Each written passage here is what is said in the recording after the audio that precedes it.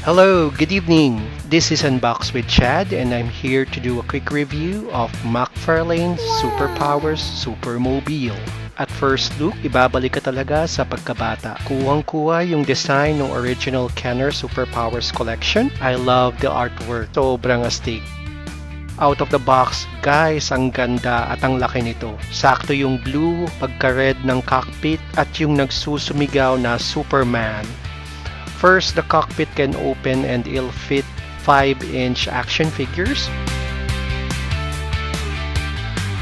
At the back part, may container left and right. You can store accessories and smaller figures as well.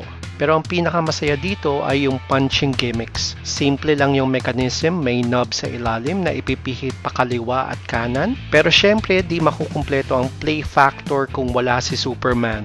Yun, panalo na! Mind you, the figure is sold separately and available online or sa hobby shops. For size comparison, here he is with 1:32 Petron Lamborghini, 1:24 Batmobile, and 1:18 Mach 5.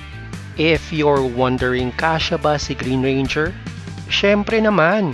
This truly is a fun toy. It looks great, may play factor at affordable.